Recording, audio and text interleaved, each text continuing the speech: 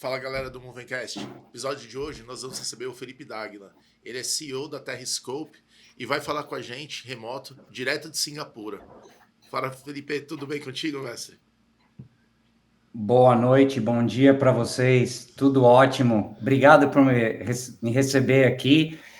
Antes de a gente começar, desculpa pelo sotaque aqui, ou desculpa se eu estiver falando palavra meio inglês, português, espanhol, mas faz bastante tempo que eu deixei o Brasil, mas é um prazer estar aqui com vocês e muito feliz de ter essa oportunidade. Vamos lá. Eu que agradeço aí a oportunidade de conhecer um pouco mais da sua carreira, conhecer aí esse trabalho que você está fazendo agora na Terrascope. E muito feliz aí de você tá iniciando aí sua experiência com podcasts aí com a gente. Hoje, né, você sabe que é um amigo seu de longa data, o Roberto Rente também está participando aí do Movencast. A casa já é sua já também, né? Já é minha, me sinto em casa, muito feliz de estar aqui hoje. Felipe, um amigo, praticamente um irmão, eu falo isso para ele e acho que a conversa aqui vai ser bem humorada e muito produtiva. O Felipe vai poder contribuir com muita coisa para a gente, com relação à carreira, a trajetória profissional dele ao longo desses anos, qual é a missão dele agora no Terrascope, vamos que vamos. Quando que você conheceu? Quando vocês se conheceram? Ih, Filipão, vamos voltar no tempo aí, 2007. Nossa, túnel do tempo. Você lembra, Roberto? A galera da edição agora, né? Faz 2007, trabalhamos juntos, o Felipe foi meu líder numa companhia de tecnologia. Eu não vou fazer merchan da companhia. Não, vou fazer sim. Pode falar, não tem problema nenhum. A Everest, agora... Manda conta depois, Roberto. Tamo junto. Não, o nosso propósito não é comercial, né? Nosso propósito é dar informação pra turma. Everest, NTT Data, o Felipe foi gigante, um líder meu, um baita líder, moldou muitas coisas que eu levo para mim profissionalmente hoje. Época de grandes projetos, muita correria, muito desafio, e enfim, foi um daqueles períodos na vida que a gente sente orgulho e gera aquela musculatura forte para você ir crescendo ao longo da trajetória profissional. Foi ele que a gente criou uma amizade que cedeu o profissional e, enfim, estou mega feliz de ter ele aqui com a gente. Conta aí, Felipe, como que você veio de uma carreira técnica, uma carreira mais relacionada com temas de negócio? Como surge aí, como você começa a trilhar essa jornada que calha hoje de você estar na Terrascope? Então, difícil pensando onde começar, né, para contar essa história, e parece aquelas perguntas de entrevista, né, puta, onde eu começo contando e tal, mas eu vou voltar um pouquinho mais atrás, assim, acho que, porque hoje, quanto mais você trabalha, mais você fica experiente, mais o tempo te dá experiência, você consegue conectar esses pontos na sua vida, na sua carreira, como as coisas te formam, né? Então, eu acho que eu começaria te explicando que meus pais foram sempre separados, né? Então, desde que eu tenho 4 anos de idade, e muito das minhas melhores experiências, quando eu era novo, assim, desde 6 anos de idade, era passando as férias de julho na fazenda da minha avó, né? Então, minha avó tinha uma fazenda, então passei muito tempo bom lá, andando a cavalo, pegando o rabo do porco e tal. Então, esse negócio de natureza, sustentabilidade, foi sempre muito presente para mim. Pegando bicho de pé, eu peguei bicho de pé, e todas essas coisas, né? E aí o que aconteceu, cara, sempre... Eu era terrível na escola. Eu odiava para ir na escola. Desde que eu tinha 8, 10 anos de idade, eu fugia da escola, eu falhei 3 anos na escola. Eu não gostava, porque... Quando os meus pais se separaram, meu pai, ele era tinha uma empresa pequena de assoalho de madeira. Sim. Então, ele vendia assoalho de madeira e instalava. Quando eu terminava a escola, eu ia para o escritório dele. E aí, quando eu chegava lá e tal, eu odiava a escola, e eu via meu pai fazendo coisas que eu não via na escola. Então, meu pai estava fazendo o quê? Estava fazendo vendas, marketing, estava fazendo calculadora, HP e tal, e aí eu falava, puta, por que eu tô perdendo tempo lá na escola, ninguém me ensina essas merdas? Então eu chegava na escola no dia seguinte, puto da vida, por que eu tenho aula de desenho geométrico? Colocava o compasso lá, puta, pra que eu vou fazer isso aí, né? Não adianta pra nada e tal. Então eu era terrível, eu falei 3 anos na escola e tal, e aí eu pela vida pessoal e tal, muitas dificuldades que eu tive, falei assim, poxa, eu cheguei em um momento que eu falei, eu preciso fazer dinheiro. Simplesmente assim, eu preciso fazer dinheiro, porque eu quero sair de casa, não gosto da escola. E eu tinha 17 anos. E aí, o que acontece? Quando você tem 17 anos no Brasil, vocês conhecem muito bem, né? É aquela período do exército. Sim. Então, nenhuma empresa quer te contratar. Né? Porque fala, pô, se eu contrato o cara e ele vai para o exército, eu tenho que continuar pagando salário. Então, ninguém te contrata. Então, acho que o primeiro momento da minha carreira, de pessoas que eu admiro muito forte, assim, eu conheci um dos meus primeiros mentores técnicos, né? Que o nome dele é Alexandre Porcelli. Ele foi um dos mais novos a ser certificado a Visual Basic pela Microsoft há muitos anos atrás, e eles me deram uma chance. Então eu comecei a trabalhar como engenheiro de software no Millennium Bug, UI2K, né? Você lembra? Quando tinha toda aquela história, ano 2000 vai chegar, todos os computadores vão parar no mundo, 00 e tal, que até hoje falam que isso era uma puta de uma mentira, né? Falam que isso aí era coisa que a IBM, muitas empresas queriam fazer dinheiro e tal, mas aí foi meu primeiro trabalho, eles me pagavam por linha de código. No Bug do Millennium. Bug do Millennium. Lembra do Bug do Millennium? Sim. Isso daí foi bem presente. Nossa, então era tudo aquilo e tal, fim do mundo, vai acabar, você vai tirar, vai no banco lá no ATM, lá no caixa não vai sair, e eles me pagavam por linha de código. Então, eu ganhava 2 centavos por linha de código. Puta, muito ineficiente, né? Você fala hoje, você vai trabalhar em engenharia, engenheiro de software, pagar por linha de super ineficiente. E aí... Pô, mas você tava mais barato que uma AI hoje em dia. Fazendo a conta não era um mau negócio. Cara, não era mal, né, Robertão? Se eu te falar a quantidade de gente ganhou muito dinheiro com isso. Não, muita gente. gente. A galera que era de COBOL. Meu, COBOL. Deitou Natural Adabas. DB2. Betinho, conta aí para quem é mais novo aí, o que era essa dificuldade do bug do Millennium que ele está comentando? Na verdade, cara, sempre se vestiu uma cena de que os sistemas não estavam preparados para fazer uma virada para os anos 2000. Por causa da data, né? Por causa da data. Se dizia As que era datas isso. tinham 2 caracteres só, né? 2 caracteres. O ano 4 dígitos, os sistemas globalmente não estavam preparados. E aí o mundo começou a se preparar muito tempo antes, na verdade.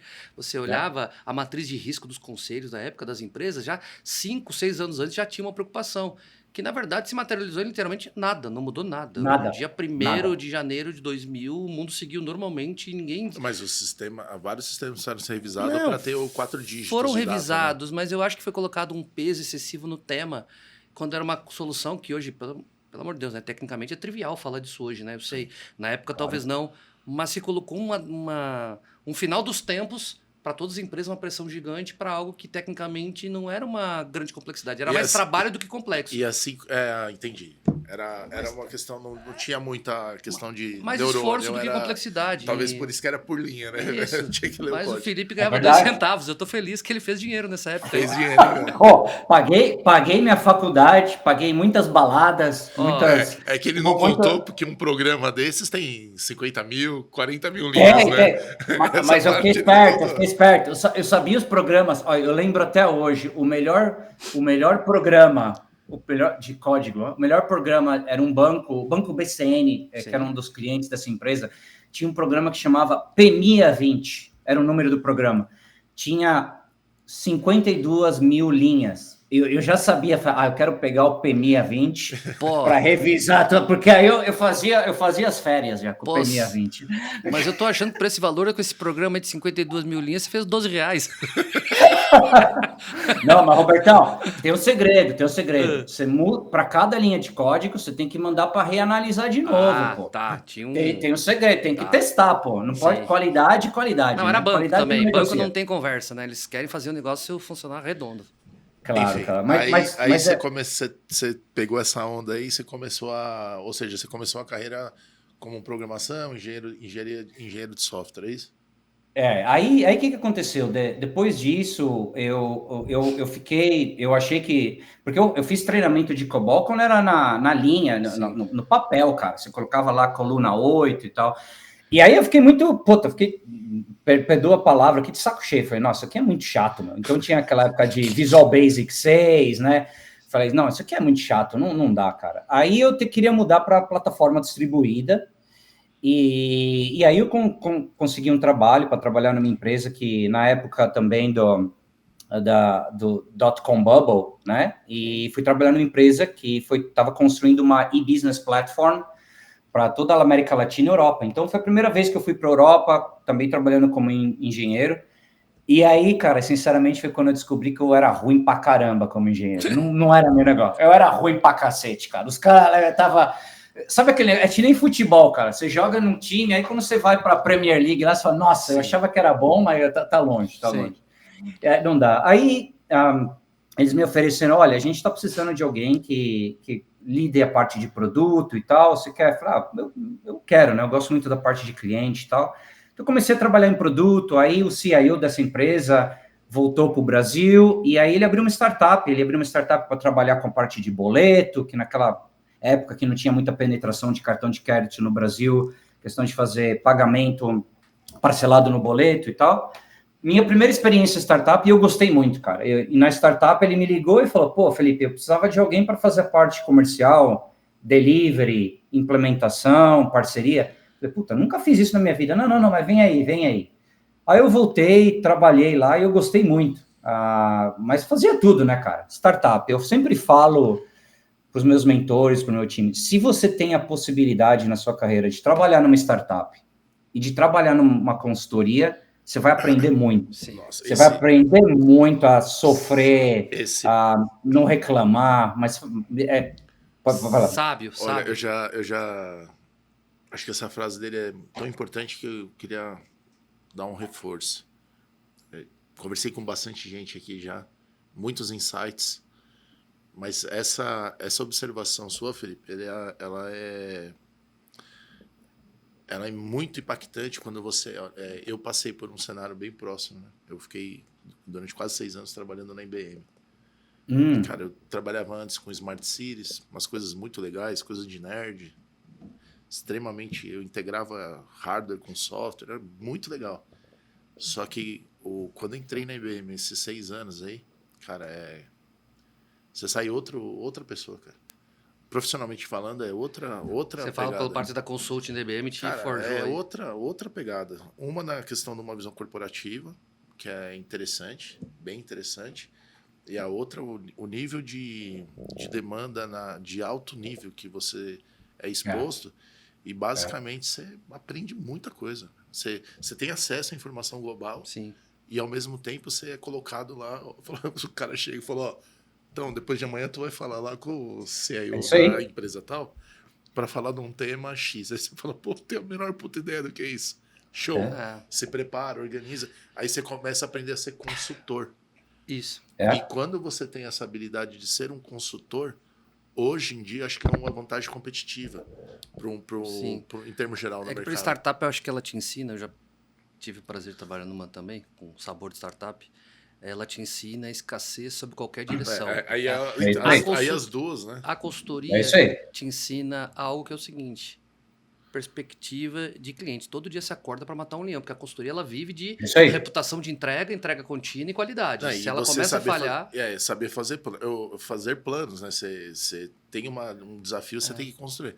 Essa do que você falou da consultoria que tem que continuar sempre, teve um colega que falou, né? Pô, consultoria é foda, tem que estar remando todo dia. Sim. Aí eu fico com a imagem, sabe aquele campeão olímpico brasileiro, que é de canoagem? Que o cara tem eu acho que ele é do meu tamanho, fortão. Sim. A canoagem só flutua porque ele tá remando. Se ele para, né, cara? Sim. É isso mesmo. Mas é isso muito interessante, né? Essa visão consultoria com startup uma método, abordagem, a outra é aqui, ó. Vida real tá aqui, ó.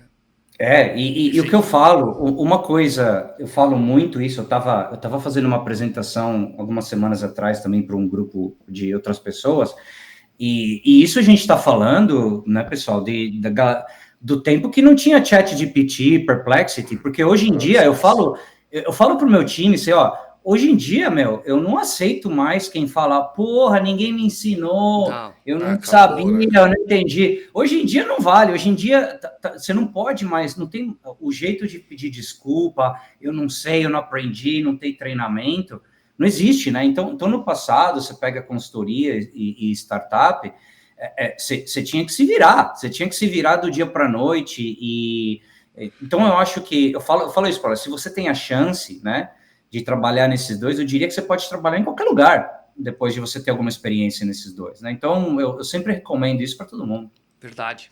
E como que foi aí? Depois você teve você trabalhou nessa startup? Como que foi essa? Porque eu vi que você falou que você tinha o seu job description era bem legal, né? Você tinha umas 80 funções. Né? Mas é engraçado que você falou isso para mim. Eu tava outro dia conversando com o meu time aqui, né? E a gente está sempre contratando, né? Eu sempre falo, olha, independente do cenário de negócio, hoje em dia a gente tem que sempre estar contratando. Você não sabe o que vai acontecer em termos de investimento, pessoas saindo. E aí a gente entrou nesse debate, umas pessoas do meu time falaram assim, não, mas a gente tem que ser bem claro no job description, né? Mas eu falei, mas como assim? Não dá, hoje em dia não dá, porque o que você tem que colocar no job description vai mudar daqui 1 mês, daqui 2, daqui 3, então não dá para acontecer. E o que aconteceu na startup, para mim, eu acho que 2 coisas que eu aprendi muito fundo foi a questão de você tem que aprender rápido e se virar. E a outra coisa que eu acho que foi mais importante, e eu vou comentar mais disso na minha carreira, a gente falhou, a gente fechou, mas o principal motivo, teve empresas que começaram a fazer investimento e tal, mas com o investimento, a gente perdeu o foco no cliente e vigorou o foco no dinheiro no investidor. E foi uma lição muito dura, porque hoje em dia, mais e mais eu vejo, seja qual for o país, seja qual for o seu nível, seja qual for o tipo de empresa, se você não entende profundamente o que o cliente quer, não importa. Perfeito. Não importa. Então foi uma lição dura. Já ouço isso todo dia nos últimos 10 anos. E ontem foi um tema que o Zé botou na mesa aqui. Na mesa, né? Mas, Felipe, eu fico achando engraçado, né? Qual que é o job description? Eu quero uma pessoa que seja full stack de vida. Porque tem que saber... hoje a pessoa que quer botar uma diretiva de carreira muito segmentada, nichada, ela vai ficar fora do mercado. A gente fica falando de lifelong learning hoje em dia, sim. E é o que você falou, né? Qualquer AI te ajuda hoje a fazer uma pergunta simples e você ter... Quanto mais específico for seu job description, mais fácil está da IA te substituir. Isso aí. Verdade. Isso aí. Então, acho que perfeito. É uma baita... Hoje a gente está tendo chuva de dicas aí. Não, mas lifelong learning, guarde isso. Os colaboradores em geral, as pessoas em geral, elas tentam buscar algo prescritivo. Que assim, você vai fazer isso, isso, isso. Toda vez que você for contratado, aí para quem está em casa, toda vez que você for contratado e você receber uma prescrição do que você vai fazer, saiba que o seu nível de obsolescência está programada literalmente. Se coloque assim como o Felipe estava apresentando. Ok, e como você comentou, né? Eu tenho um leque, eu sou um full stack. Eu manjo de tecnologia, manjo de princípios do marketing. O que você vai fazer? O que eu vou fazer? Aí conecta com aquilo que a gente estava falando. Seja consultor, respira, pega o alvo, constrói a gente trajetória. Falou disso aquela vez que a gente gravou um episódio comigo. E para mim está muito claro que eu estou sobrepondo ultimamente minhas decisões em escolher pessoas com melhor soft skill do que hard skill. Lembra eu prefiro alguém que não sabe, mas é muito esforçado, do que um cara que é muito bom e desengajado. Porque o cara esforçado, ele vai para frente, ele vai aprender, ainda mais com a tecnologia e o acesso à informação e conhecimento que ele tem. Se ele realmente é uma pessoa esforçada, esse cara vai voar na cadeira. Sim. É verdade. Tenho zero dúvida que isso aí é um perfil que o mercado vai procurar absurdamente. Já procura, né? Com certeza. E eu até falo, como filosofia, nos últimos anos, assim, principalmente, eu sempre olho para os lugares que eu trabalho e eu falo assim, quem são as pessoas que trabalham comigo? Não diretamente reportando para mim, mas quando eu olho através da empresa e tudo, quem são as pessoas que eu falo assim, se amanhã eu abrir uma empresa, eu chamaria aquela pessoa para trabalhar em qualquer função. Eu chamaria aquela pessoa para, por exemplo, um Roberto Heinrich, por exemplo. Não é porque você está aqui não, Roberto, mas de verdade, por exemplo, se amanhã eu abrir uma empresa, eu sei que o Roberto, ele vai se virar, vai poder fazer marketing, tecnologia, vendas, parcerias. Então, mas mais que o trabalho na minha carreira, é limitado o número de pessoas que você vai encontrar na sua carreira que tem esse nível de flexibilidade para aquela capacidade de aprender muito rápido. Isso é uma coisa que eu tenho um filho pequeno agora de 10 anos aqui e para mim, se tem coisas que hoje em dia é tão louco esse mundo, né? Eu falo para ele assim, puta, não me importa o seu score na faculdade, então, mas assim, se eu conseguir ensinar para ele para ele aprender rápido, seja que for, questões pessoais ou profissionais, enfim, isso que é a coisa principal. Porque o resto, com tecnologia, com AI, tudo vai ser fácil se você tiver proatividade. Teve até óbvio, sem entrar em detalhe no tipo pessoal, em relação à educação que você percebe em Singapura, na formação do modelo mental da criançada, teve algum momento, acho que uns 2, 3 anos atrás, não, acho que até mais, começou uma discussão das pessoas terem a disciplina de como aprender a aprender, né? Ou seja, de como saber buscar, o que saber buscar. Acho que a IA acelerou demais isso. Como que você percebe que esse movimento aí dentro de um contexto cultural aí em Singapura? Essa é uma pergunta interessante, porque quando você olha no contexto de Singapura, como eu falei, né? Quando eu mudei para cá, eu fiquei apaixonado pelo país, eu até sugiro, a gente tem muito esse negócio de admirar Estados Unidos, CIO de tech companies e tal, mas tem muita pessoa por debaixo do radar, assim, que a gente não conhece. Então, o fundador de Singapura, o Lee Kuan Yew e tudo, tem muitos vídeos dele no YouTube. Então, a filosofia do cara, a questão de mudar... Esse é um país que, nos últimos 50, 60 anos, mudou completamente. É uma loucura, né? Mas tem esse negócio, né? Tem esse negócio de como os locais, ou como você está aqui no Cultura, tem aquele modelo bem estrito, é bem puxado. Eu tenho pessoas que trabalham comigo aqui que quando eles têm que preparar os filhos dele para os testes, eles têm que tirar férias. Uau. Tem que tirar férias pelo nível de estresse, o nível de exigência que você tem. Então, o bar, né, a barra de exigência é muito alta. Uma exigência muito grande aí, então. Muito, muito grande, mas eu acho que a coisa mais difícil, e eu trabalho em sustentabilidade hoje, né, uma coisa que eu aprendi em sustentabilidade, também nossa vida pessoal, né? A gente fala muito eu estava falando algumas semanas atrás, dando uma palestra eu não sei como está no Brasil hoje, mas teve muito aquela moda de work-life balance, né? Work-life balance, eu não acredito também muito nisso, né? Tem aquela questão de integração, você não tem uma vida pessoal e uma profissional, é muito difícil, né? Eu posso estar muito feliz no trabalho, eu chego em casa e eu brigo com minha mulher, com meu filho está mal na escola, eu vou ficar puto da vida, vai afetar o meu trabalho. E também não... Então, esse equilíbrio. Então, equilíbrio é muito importante. Então, acho que a coisa mais difícil, em sustentabilidade que eu faço é o mesmo, né? Eu vou para clientes, eles falam, pô, Felipe, mas eu tenho que cortar o meu nível de carbono, mas eu vou cortar o meu crescimento... Então, é equilíbrio, né? É muito difícil na vida pessoal, nos negócios, é sempre como você acha esse equilíbrio. Na parte de educação é o mesmo, né? Porque uma coisa que... Eu trabalhei na AWS também, o Jeff Bezos, para mim, um dos mais admiráveis CEO, na minha opinião, principalmente no quesito de implementar cultura na empresa. Ele fala learn to unlearn. Como que você aprende a desaprender? Porque...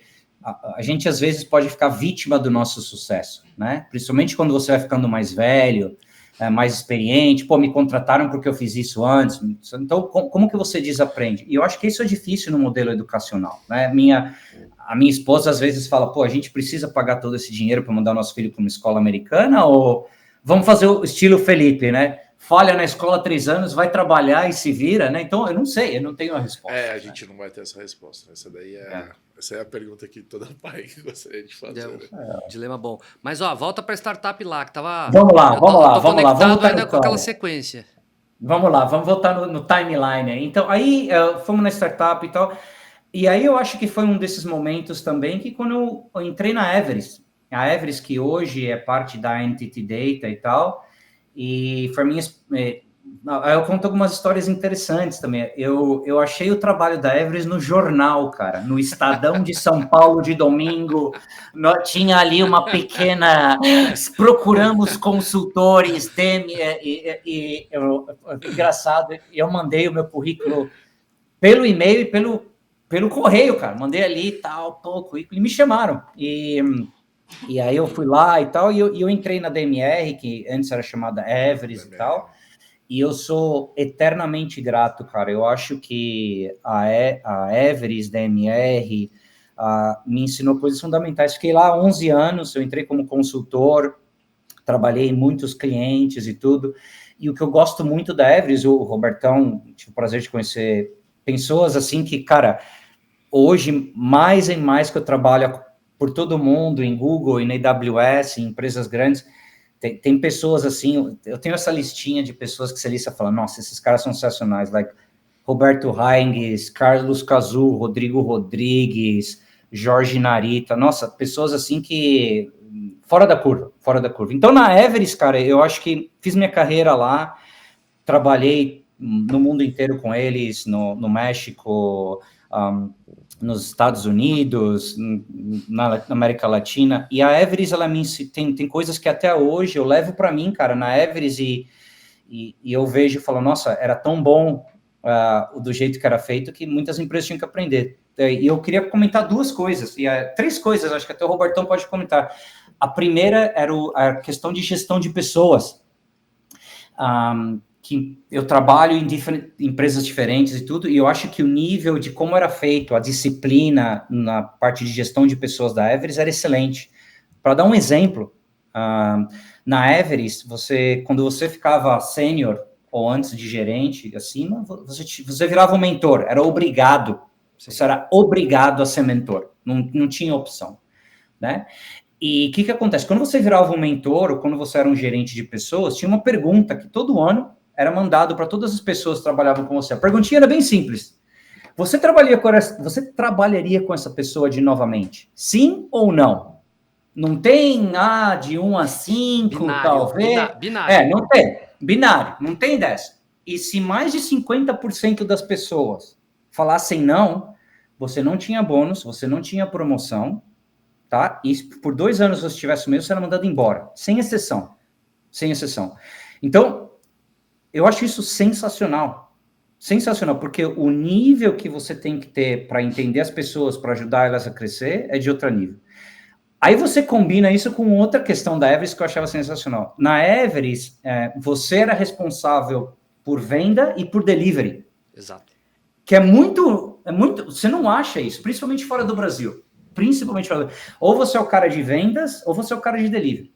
Na Everest, assim, você vendeu, essa é a sua margem, então agora você é a mesma cara aqui que prometeu para o cliente, isso aqui dá para entregar, você vai estar lá.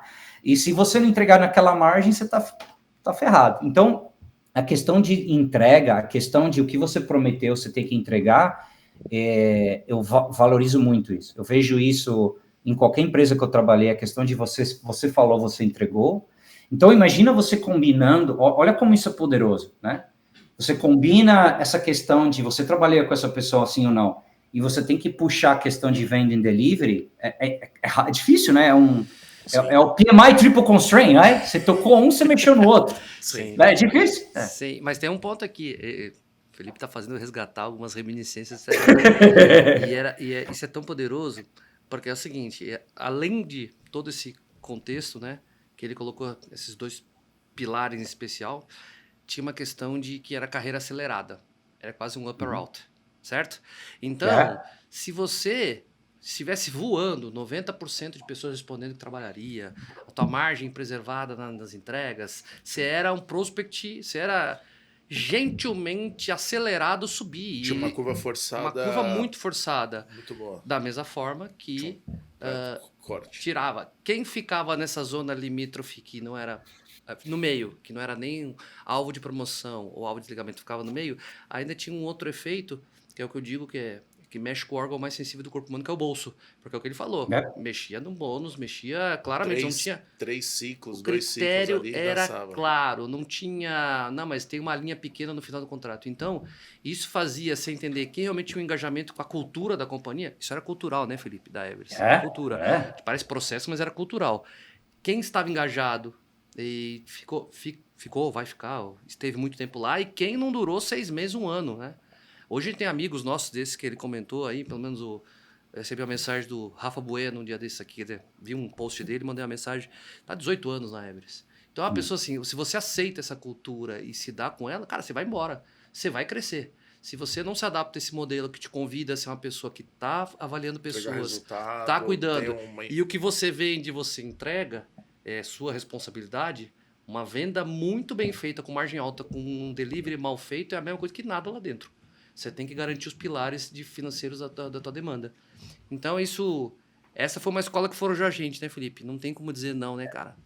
É importante, mas hoje, né, e aí vamos continuando a história, né, a minha reta final na Everest, né, quando a Entity Data fez a aquisição, eu estava nos Estados Unidos, numa fase muito difícil da minha vida, né, eu estava separando do meu primeiro relacionamento e tudo, e aí o que aconteceu, cara, nesse momento final da carreira da Everest, eu aprendi muita coisa também, cara.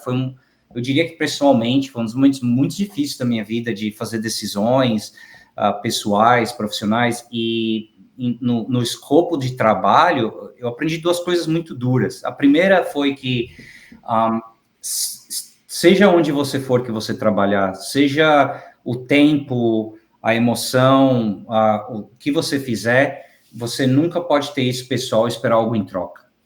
Porque o que aconteceu comigo na Everest no final, e eu trabalhei com pessoas diferentes no final, que você pode ficar bravo e falar, poxa, eu dei 11 anos da minha vida, trabalhei finais de semana, fiz tudo isso e tal, e no final, isso que eu cheguei. E foi uma lição dura, uma lição para mim, de um lado, para falar assim, poxa, dá sempre para reclamar, complicar, mas o que eu tirei de bom daqui para mim, né? E a outra parte foi também a questão do equilíbrio, né? A questão do equilíbrio, eu falo assim, não eu sou muito fã de UFC, de MMA, né? E uma coisa que eu aprendi muito também quando eles falam você não pode treinar todo dia 15 horas, não vai te fazer melhor, né? Não vai te fazer você ser mais produtivo, ser mais... Então, eu aprendi muito na Everest que, assim, tem um equilíbrio que você tem que atingir, né? Porque se eu consigo ter esse equilíbrio na minha vida pessoal e profissional, eu vou ser verdadeiramente melhor nos meus clientes, nos meus projetos. Então, foi uma lição dura, acho que pessoalmente, profissionalmente, umas diferenças mais duras. E aí eu cheguei no momento que eu estava nos Estados Unidos, tinha uma questão do green card lá, que estava meio nebulosa, eu falei, poxa, aí eu cheguei um dia e falei, olhei meu currículo, assim, poxa, eu trabalhei em muito lugar legal, mas eu não tenho nenhum logo famoso no meu currículo. Não tinha nenhum logo famoso, IBM, qualquer empresa. Eu falei, por que eu não...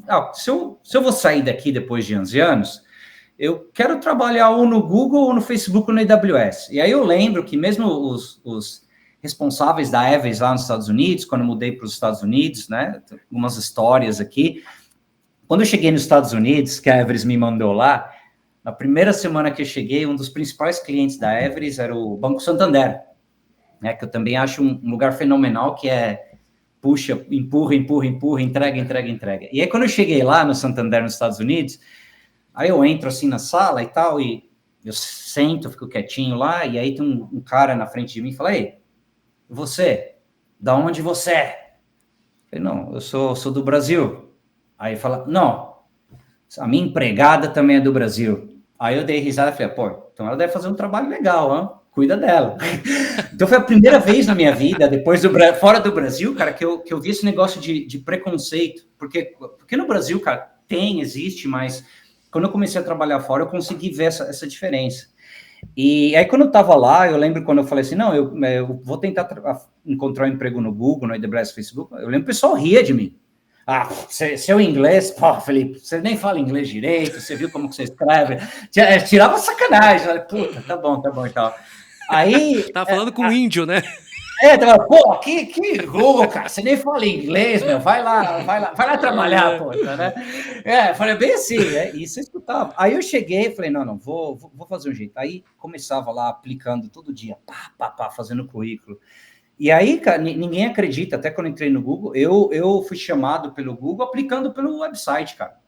Eles falam, pô, impossível, porque quem eles selecionam é menos de 2%, naquela época, nos anos glórios do Google, né? Sim. E eu nunca trabalhei eu nem sabia onde era Singapura, cara. Sinceridade aqui, eu nem sabia. Eu estava lá nos Estados Unidos e tal. E aí eu mudei para cá, vim com tudo e tal, e tinha uma responsabilidade grande, cuidando tinha um time que começou com 40 pessoas, depois quando eu saí tinha 300 pessoas, Japão, China, Coreia, Austrália, Índia. Qual que era o produto, Felipe? Conta para nós aí. Eu cuidava dos clientes, os B2B clientes do Google, que faziam toda a parte de advertising, mas para a parte do stack de B2B. Tá. Então, agências, aí, seus Unilevers, Procter & Gamble e por aí. E aí foi quando eu aprendi muito a questão cultural, cara. Questão cultural, questão de... Quando eu aprendi muito a questão, por exemplo, comecei a admirar muito a cultura japonesa, muito, cara, pela questão, para mim, até hoje, cara, definição de qualidade. Né? Então, definição de qualidade, colocar a barra de qualidade muito alta, respeito, aprendi muito sobre isso, times remotos e tal, e aí, quando cheguei no Google, é quando você começa a valorizar as coisas que eu comentei da Everest, cara, a questão de gestão de pessoas, não é no mesmo nível, poxa, você fala, nossa, eu não sabia que orgulho que eu tive na Everest, de ter essa gestão de pessoas que tinha uma barra muito alta, né? E aí eu estive lá, fiquei alguns anos lá, e sem medo de falar a verdade aqui, cara, chegou um momento na minha carreira, eu falei, nossa, eu gosto muito de Singapura, gostaria de ficar aqui, mas custo de vida é muito alto, eu queria comprar um apartamento aqui, queria muito ficar aqui. Eu falei, mas eu olhava, com esse salário não dá. Aí um dia um headhunter me contatou, do Qatar, Doha, falou, não, estamos querendo aqui um Chief Digital Officer, Telecom, tal. Eu falei, não quero, obrigado, estou feliz aqui. Aí só, não, vem aqui um final de semana, só tem uma reunião aqui com o CEO. Aí eu fui lá, viajei, gostei muito do cara, muito visionário, infelizmente, que Deus o tenha, ele faleceu alguns anos atrás. Mudei para Doha, com a minha esposa, outra experiência muito única. O Robertão, um desses caras que eu trouxe um cara da Everest, Clay Sucini, para trabalhar lá com a gente, cara sensacional, e aprendi muito, e para mim a lição trabalhando no Qatar, dinheiro não é tudo. Para mim, essa foi a lição. Poderia ter ficado lá 5 anos e fazer retirement, mas a questão do meu filho, a questão que eu queria fazer, inovação e tal, eu falei, não, o dinheiro não é tudo. Então, essa foi a lição. Voltei, para fechar a história, basicamente, entrei na AWS. Quando entrei na AWS, nos 3 dias que eu estava lá, foi a parte do Covid, então fechou tudo. Você voltou para Singapura pela AWS? Voltei para Singapura, AWS. Aí, no 3º dia que eu entrei, foi shutdown, fechou tudo no país, todo mundo trabalhando de casa. E aí eu aprendi outra lição dura. Não sei se vocês sabem, ou se vocês eu até recomendo, se vocês conhecem alguém na AWS para entrevistar, porque eu acho que é uma empresa das que eu trabalhei. Eu nunca vi uma empresa que consegue implementar a questão de cultura de uma maneira tão correta, e tão precisa e tão realística como a AWS. Qual que é uma coisa que eu aprendi duramente? Aqui, o Brasileirão, né? Na AWS não tem PowerPoint, cara. Não tem PowerPoint. Na AWS é documento escrito, tá? E não é documento escrito com bullets, não. Tem uma maneira de escrever, tudo junto. Então, você imagina o Brasileirão chegar lá, entrega o seu plano para o seu time. Tem que escrever um documento de 2 ou 6 páginas, tudo em inglês. É um storytelling. Não, é um storytelling, mas tem toda uma disciplina. E é sensacional. Eu não sei se vocês já experimentaram, mas quando eu cheguei na AWS, e isso é real até hoje, você conecta numa reunião, tá? E quando você entra na reunião, às vezes se você entra 2 minutos atrasado, você entra na reunião, tem 20 pessoas de todos os níveis VP e todo mundo quieto, ninguém fala nada. Porque nos primeiros 20 minutos está todo mundo lendo o documento. Está lendo o documento. O Jeff Bezos implementou isso, ele tem um vídeo explicando isso, que ele falou assim, se eu tô sempre ocupado, como é que eu vou esperar que o meu diretor, o meu gestor, ele consiga ler para se preparar para uma reunião? Então, eu não vou sofrer. Então, tem esses documentos, nada de ficar fazendo PowerPoint perdendo tempo, que não agrega valor. E ele falou, quando chega todo mundo, eu dou bom dia, como foi, tá precisando de alguma ajuda, a partir daí, vamos sentar e vamos estudar o tema. E aí todo mundo estuda o tema. Aí depois box para todo mundo ler. Tem um time box. Então, acho que deve dar uma... Olha que legal, você viu como ele destacou Ele falou, olha, isso me deu uma percepção aí. E você acha que isso... Só, desculpa, para pegar o momento. Você acha que essa abordagem, ela... Acho que tem um fator óbvio que é eliminar a necessidade de trabalho inútil, né? Ficar fazendo PowerPoint e tal. Mas como que era a sua percepção em relação à adoção disso? As pessoas viam isso bem? Sobrava mais tempo para você trabalhar ou fazer nada, porque você sabia que na hora, ali naquele time box, você podia se dedicar? Como que era? Como foi? Porque não é normal, né? Não. Como que foi essa mudança? Não é normal. Não é normal. Então, como tudo que a gente faz, eu acho que quando as empresas ficam grandes, e com todo respeito com a AWS e a Amazon, as pessoas exageram. O que acontece? Vamos, como tudo na vida, né? Vamos ver o lado positivo e o negativo no meu ponto de vista. O lado positivo do documento. Quando você tem um documento que você manda na reunião e o pessoal começa a reunião ali, todo mundo junto, você elimina um pouco aquele problema. Quando você tem uma apresentação, você um pouco guia. É aquela famosa bullshitagem. Sim. Dá para fazer uma bullshitagem no PowerPoint. Quando você tem que escrever um documento, se você não conhece o seu negócio, se você não conhece o problema, é difícil fazer uma bullshitagem num documento. Você não vai conseguir nem fazer o documento, né? É difícil. Demanda uma perícia, né? Você tem que estar com o domínio. É isso que você está colocando, é isso? Exatamente, você não consegue ali falar, pô, isso aqui e tal. Não, você tem que ser específico, você tem que ir no detalhe e tal. Então você evita muito a bullshitagem ali você sabe o que você está falando e tal.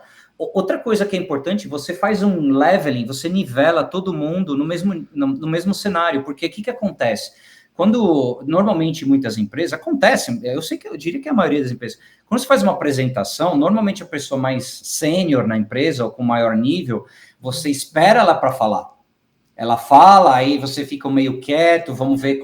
Quando você passa o documento, cada pessoa você tem que colocar os seus comentários e tal. Então você está...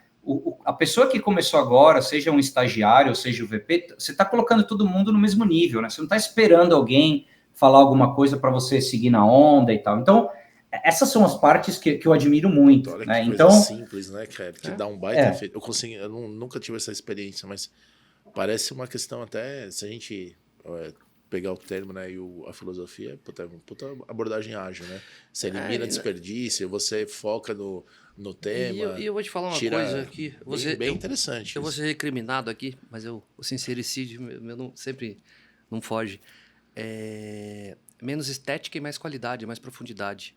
Porque quando você vai para um modelo de apresentação, slides lindos, lindos, lindos, mas de essência, de informação profunda, talvez a gente esteja abrindo mão. Quando você vai para um documento, a cosmética, a estética é o que menos importa, porque está todo mundo focado na profundidade de estar escrevendo. Ali provavelmente tem uma tese de negócio, de investimento robusto, seja local ou global, do que isso pode afetar uma linha de P&L da companhia, uma determinada business unit. Então é algo muito profundo do que começar contando a história com uma cosmética ou uma estética bonita. Não, e tem essa parte final que ele comentou. Olha que interessante. Acho que explorar um pouquinho aí. Quando você entra no modelo que acaba tendo hierarquia dentro da sala, é o que ele falou, meu. Não, sim. Todo mundo fica quieto. Cansei de ver em várias empresas. Claro. Acontece igual. Fica todo mundo olhando, né? Aí, um exemplo, o negócio é perfeito. É uma coisa sensacional que vai mudar o rumo da humanidade. Aí o líder chega e fala assim, puta, não gostei. Puta, todo mundo, tá errado. Já era. Você é foda.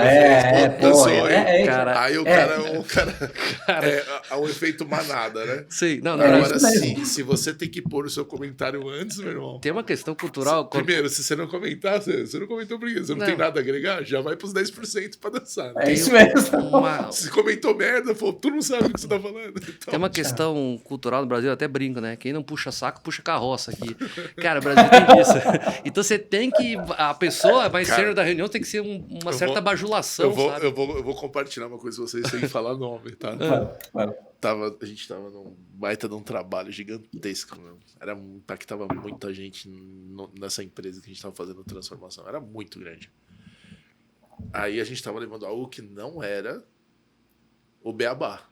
E que era o chassi de transformações que, enfim, depois o mercado adotou fortemente. Aí a gente pegou uma pessoa e falou, ó, vocês concordam com isso? Aí todo mundo, pô, concorda, é isso mesmo. Tal. A gente falou, ó, Então, assim, ó, você vai falar isso. E aí a gente fez um treinamento e falou, ó, as perguntas que virão serão tais. A gente até treinou o que ia ser perguntado, porque pra galera tá... Aí o rapaz pegou e falou assim, não, porque a gente vai X, Y, Z, alfa, beta. E era um ponto de dissidência ali, era pra mudar. Aí, tipo, o VP lá levantou e falou assim, eu não sei se eu concordo muito bem. Não durou 2 segundos, cara, vamos considerar o seu ponto de vista, tá tudo certo. Nós vamos avaliar, porque realmente pode ter uma mudança. Cara, a gente da consultoria assim, olhava mais pro outro. mas prego na areia. Cara, poxa, a pessoa tal trouxe um ponto legal, é verdade. Mas você vai na curva, né? Você vai, vamos lá. Cara, 2 meses. Cara, mas por quê? 1 segundo, cara. Ele nem respirou, ele abandonou. Mas, ó, 30 pessoas no time. eu não vou falar. Concordo com você. Ô, Gaudi, eu não vou falar que é uma cultura corporativa da Latinoamérica, mas do Brasil, com certeza, que a gente tem um baixo nível de conflito produtivo. As pessoas evitam entrar em conflito no Brasil. Então, então, óbvio. eu brinquei que isso é claro. Quem não puxa... E o conflito é pra jogar pro meio.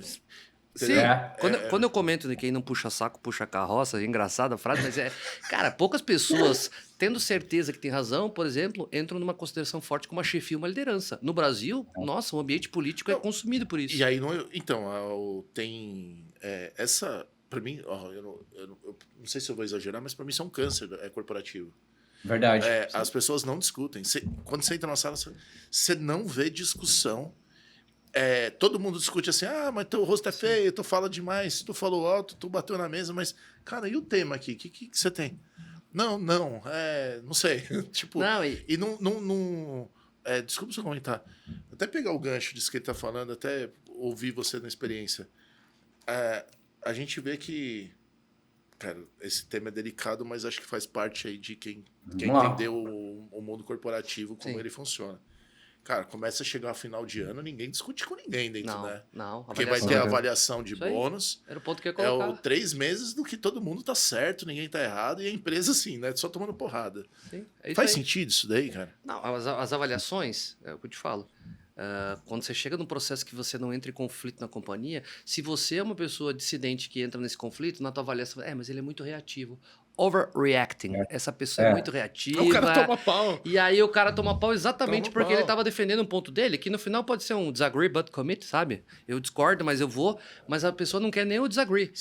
Commit na veia e vambora. Vocês já viram? Tem um filme sensacional que eu vi quando entrei no MBA. Acho que foi a única coisa boa que eu aprendi nesse MBA. Mandaram ver um filme. Foram os filmes. Isso é o merchan, só pra saber? Cara, eu paguei lá e fui, pô. E depois eu conto outras histórias. Mas era chamado 12 Homens e Uma Sentença. Eu vi. Cara, demais. Eu vi. Todo mundo, assim, definido lá. Clássico. Não, tá facinho, né? Ele, né? Sim. Cara, isso. Um cara só. Eu não vou contar o filme inteiro, mas obviamente tem 12 pessoas no... Como é que chama? Jurado, né? Foi pro júri, a pessoa foi pro júri. Só que o júri nos Estados Unidos, eu não sei se é uma regra ou só naquela condição, ou daquela condição, só poderia se pronunciar com unanimidade. Os 12 votando a favor de um despacho. Exato. E tava assim, todo mundo falou, pô, cara, e recebe uma graninha, né? Sim. Os caras falaram, pô, $500 aqui. E aí tinha um cara lá. Aí todo mundo querendo ir embora, óbvio, né? Aí o cara falou, não, peraí, não tenho certeza. Mas ali fala de E no final ele... autoconfiança, fala de defender o que acredita, fala de o poder de... certa forma de influência, porque ele começou gradualmente a botar minhoca na cabeça dos outros, ou dúvida. Cada forma de ele conquistar e pôr a dúvida até chegar numa conclusão, e eu acho que se você pegar... Ele, né? E acho que até ele no começo estava meio aceitando. Sim. Mas aí... Ele tinha dúvida. Ele olhava e tinha dúvida. Ele não estava convicto para garantir, porque ele era o 12º. Mas ele considerou pensar em falar, vou vazar daqui. Só que aí, acho que para cada pessoa... ele usa uma abordagem diferente. Exatamente. Eu não vou entrar em detalhes. Eu lembro no meio do caminho, tem uma parte... eu vou contar só uma parte. A pessoa que era a pessoa que estava sendo... mais radical. Sujeita... Não, a pessoa que estava sendo sujeita ao veredito, ao réu, uma das evidências é que ele tinha falado que ia matar a pessoa. Sim. E aí, durante a discussão no júri, começa uma discussão, aí um jurado fala, pô, eu vou te matar! Aí o cara falou, pô, mas você vai me matar mesmo? Não vou te matar. Então por que você falou? Não, eu só me exagerei. Então por que ele não pode ter exagerado também? Tem um deles que é o mais radical, que ele quer a condenação e no final ele é o último a tomar consciência pela coletividade do trabalho daquele primeiro. Disso. É um filme de 40 anos atrás ou mais, né? Não, é sensacional. Esse filme é sensacional. Cara. E até ele é um filme também que eu gosto porque ele tem muito pouco corte, né? Sim. Muitas das cenas é contínuo também. É muito louco esse filme, porque acho que tem começa, tem lá, depois entra numa sala e fica, né? Vocês viram pro MBA também? Não, eu vi numa outra ocasião, numa reunião de conselho de administração. Clássico. Enfim. Clássico. Filipão, mas aqui, ó, quero te ouvir. Agora o documento tá um bom momento de a gente começar a chegar Vamos chegar até a Scope, mas assim, o documento da AWS para ti, a cultura, para você é a empresa mais forte que você viu em termos de implementação correta, acelerada e bem encaixada. Sem dúvida. Até porque tudo, e foi da questão de quando você faz entrevista, as entrevistas são só perguntas situacionais. Então me falam, por exemplo, a AWS, a Amazon, né? Eles têm, também são um exemplo de customer obsession, né? Obsessão pelo cliente. Então, perguntas que você está na entrevista, me dá um exemplo na sua carreira que você foi muito além pelo cliente, né? Então, toda entrevista é focada em valores, muito estruturado. Eu acho que, assim, em termos de disciplina, o nível é sensacional. Eu realmente... Mas, obviamente, né, o outro lado da história, o que acontece? Quando você tem mecanismos numa empresa que o mecanismo ele se estrutura como a coisa mais importante na empresa, você valoriza mais pessoas que são especialistas no mecanismo do que em outras coisas. Então, por exemplo, é muito difícil para você trabalhar na AWS se você não é muito bom escrevendo documentos para promover alguém, porque até para promover alguém você tem que escrever um documento. Uau. Então, assim, eu quero promover esse cara, você tem que escrever um documento e tudo, explicando por quê, agora, por que esse cara, quem suporta nesse nível. Então, se você, brasileirão aqui, né, chegou lá, vamos lá, não tinha chat GPT naquela época, né, então vou eu lá então, é o exagero, né, é o exagero. Então, é o que eu falo, a questão de equilíbrio, né, mais e mais a minha carreira, a questão... Como você acha esse equilíbrio? Muito difícil, né? Mas sensacional. AWS, muito sensacional. E aí, o que aconteceu, né? Acelerando a história aqui, talvez a crise da meia-idade. Eu estava um dia, final de semana, trabalhando, escrevendo um documento na AWS, e com certeza. Aí meu filho chega e tal, está fazendo escola, né? Fala, ó, lição de casa e tal. Pô, trabalho do seu pai. Aí chega lá, pai, o que você faz? Fala, pô, trabalho na AWS. Fala, pô, legal, mas o que é AWS? Não, aí você vai, né? Cloud Computing. Ok, mas o que é Cloud Computing? Não. Aí você já vai... Aí quando você ajuda as empresas a transformar na digital e melhorar, inovar... Nossa. Você fala, ok, mas por que isso é importante, né? Aí você fala, puta merda, né? Aí ferrou, né? Aí ele saiu e tal, falei, pô, mas é verdade, né, meu? Não, gosto muito, é legal, é importante, mas o que eu quero fazer agora? Aí veio aquela história falando de vocês, a questão da fazenda e tal, do Brasil e tal, falei, pô, gostaria muito de trabalhar com sustentabilidade e tecnologia, né? Aí vou lá no LinkedIn, stealth, startup e tal, não tinha Telescope, não tinha nada, e eu apliquei online. Uma coisa que é interessante, ninguém acredita, cara, todos os meus trabalhos, todas as empresas que eu entrei, sem exceção, com exceção do meu primeiro trabalho no Millennium Bug, eu sempre apliquei pela internet ou pelo LinkedIn, cara. Nunca recomendação. Ninguém acredita, cara. Não, você não entrou no Google, sempre pela internet e tal. Os caras até brincam, você tem que me ensinar e como você faz currículo. Mas essas empresas, elas usam muito esse recurso. Quando a internet é bem... velho, mas eu não conheço ninguém, cara. O Felipe é o único do meu círculo de amigos que entrou lá, meteu uma candidatura e foi chamado. Website, cara. O AWS... Eu não conheço tanta gente. Eu acho que eu tô mal de amigo e faço candidatura online. É assim, eu mesmo, quando fiz algumas vezes na vida, cri, nada, silêncio total. Nada. Até a Telescope, cara, sempre. Não sei, cara, mas assim, aprendi a fazer muito currículo. Você pode criar um serviço. Vou fazer o merchan. Vamos fazer um curso online. Você vai criar um produto digital. Currículo Express. Como fazer seu currículo e Uma se tutoria. candidatar e alcancei resultados sensacionais. Cara, mas é raridade. Isso Agora, ele é um exemplo único pra mim. Isso aqui De dá uma pessoa que. puta de uma risada. Ah, Meu primeiro emprego, quem conseguiu foi minha avó. tua avó era Red Hunter? Nas páginas Olha, chamava Gazeta da Zona Norte. Foi por lá? Sabe aquele jornalzinho que é de graça? eu lembro, cara.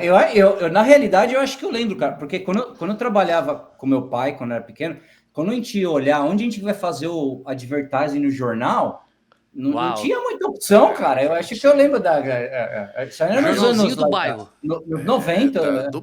Foi ano de 96. Depois que o 98. Brasil. Você foi trabalhar Depois com o do quê? Tetra. Depois do Tetra. né? Eu vou falar o nome bonito. Vou falar o nome AWS. Eu era o gestor do servidor de impressão. Cara. Sabe o que eu fazia? Printer Infrastructure Vice President. Tinha aquele papel folha contínua, que era para imprimir nota. Quando embolava, eu tinha que pausar, colocar, revisar a nota, porque era nota minha numerada, né? Eu tinha que cancelar. E minha meta, quando eu ouvi o barulho que estava embolando, eu tinha que pausar o serviço, ou job, porque senão eu tinha que mandar de novo. Missão crítica, né? Aí, você quer dar risada? Sabe esse fone que a gente tá? Eu trabalhava com porque tinha umas 10 impressoras na sala, elas ficavam dentro de caixa de isopor. Nossa. Ficava surdo. Ficava puto, cara. Mas posso te falar, cara? Adorei, cara. Dá saudade. Adorei, cara. Conta a história, né? Legal. Enfim. Vai lá, Filipão. E aí, revisitou, teu filho te deu esse truco na vida. Deu. Aí eu falei, não, por que não? Por que não? Por que não tentar encontrar alguma coisa que eu gosto e que alinha a minha experiência de tecnologia? Aí tinha, again, no LinkedIn, tinha lá Stealth, Climate, Tech Company, apliquei. Uau. E aí eu entrei, demorou um pouco, porque a gente tinha contratado ninguém e tal, e entrei na Terascope, tô lá, entrei para liderar toda a parte comercial deles, né? Quando eu cheguei, não tinha ninguém na área comercial, e eles não estavam nem vendendo produto e tal. E tô lá há quase 3 anos, depois fiquei responsável pela área de implementação e de professional services, e em dezembro virei CEO, né? E aí, cara, resumo da Terascope, eu acho que, cara, primeiramente, o que eu gosto muito é que uma das vezes na minha vida que eu consigo associar o que eu faço no trabalho com impacto direto, né? Então, a gente trabalha... a gente é um dos líderes mundialmente trabalhando com empresas de bebidas, food, agriculture, né? E aí aprendi muito, cara. Aprendi muita questão de responsabilidade, o impacto das coisas que eu faço, desde se eu comer um bife, qual que é o impacto, se eu jogar comida fora. E eu brinco, cara. Pô, eu não sei como que é hoje no Brasil, cara, mas é um negócio que eu sempre falo, e como eu trabalho muito com pessoas de sustentabilidade e tal, cara, eu sempre lembro do Brasil da churrascaria, cara. Não sei se ainda existe, mas eu tento explicar pro pessoal, cara, que, pô, no Brasil, você ia na churrascaria, eu lembro que era um sonho, né, cara? Você paga lá, vai... não comi um pedacinho da picanha ali, não gostei, e colocava no prato do lado, né? Então, você deixava... o desperdício, cara, era gigantesco, né? Não sabia o impacto. Então, eu aprendi muito isso do impacto das ações, do que eu faço, das suas escolhas e tal. E outra coisa que eu acho que é até interessante, com todo respeito para os meus colegas e clientes de CIOs, CTOs, os líderes, os Chief Sustainability Officers, eu acho que eles são um tipo de pessoa que eles são diferente do CIO e CTOs. Eu acho que eles são muito mais calmos, muito mais... eu acho que o CIO e CTO, cara, o que eu vejo, como teve muita empresa, muita abusando, sacanagem, software que não funciona, serviço, a questão de sustentabilidade, eles foram deixados para trás, cara, por muitos anos, né? Então, 3 anos atrás, quando ficou importante e tal, dependendo da questão política, que muitas empresas começaram a criar serviços para eles, as empresas novas, mas tem as tradicionais, Então, eu gosto muito dos meus clientes, eu gosto muito do que eles fazem, mas não é fácil, cara, não é fácil porque o principal desafio é como que você conecta a questão de sustentabilidade com o negócio. Esse é o Porque propósito da Tô TechScope. cheio de muito pergunta, difícil. cara. Tô cheio de pergunta Esse agora. é o propósito onde a TechScope trabalha, é levar uma visão mais detalhada, uma visão mais profissional em relação a essa questão da sustentabilidade dentro da produção, dentro Qual que é a missão operação. da Qual que é a Telescope? missão? Qual que é a missão da Telescope? Até para quem não conhece aqui no Brasil, faça um pouquinho pra gente. A nossa missão é como que a gente pode fazer o que a gente chama de empower enterprises to make the planet habitable for all. So, se eu conseguir traduzir isso, vamos lá, português, empowerment, como que eu falo empowerment em inglês? Empoderar as empresas a fazer o planeta. Empoderar empresas a fazer o planeta mais habitável, né? Então, por que isso, né? Vamos começar pelo básico aqui, né? Fundamentalmente, né? Se você olha o nosso ecossistema, a vida e tal, tudo é circular. Sim. Né? Então, o que acontece? Por muitos anos, e tem muitos livros que falam disso, assim, a questão da revolução industrial for us e a sociedade tem 4 coisas que são fundamentais para tudo que a gente tem hoje na nossa vida, né? É a questão de metal, questão de energia, questão de fertilizers para a questão de comida, né? E toda a questão de transporte. Então, toda a nossa sociedade, tudo que a gente faz gira em torno disso. E foi a gente em torno disso. Mas o que acontece? O que é sustentabilidade, né? Sustentabilidade não é uma coisa que você vai falar assim, poxa, eu quero cortar carbono, eu quero salvar água. É como que você pensa os seus produtos e serviços de uma maneira que você pode reutilizar. Porque se você pensa hoje, vamos pensar um produto, sei lá, pensa no seu shampoo. Right? Vamos, até diferente, pensa na batata Pringles, vamos fazer um negócio de comida mais associável. Por muitos anos, quando a gente cria um produto, o que você pensa? A gente pensa no pacote, você pensa em marketing, finance, distribuição, mas a gente nunca pensou, poxa, o que vai acontecer com esse pacote? O que vai acontecer com essa batata quando o pessoal jogar no lixo? O que vai acontecer? A gente nunca foi um princípio, nunca. Né, em faculdade, em business. Sim. Então, o que a gente quer fazer aqui é muito simples.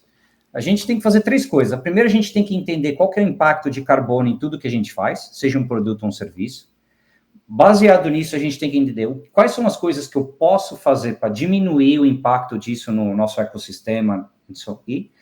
Mas o que a gente faz que vai um ponto além, assim, a gente não vai conseguir fazer isso se a gente não tiver uma conexão com o negócio.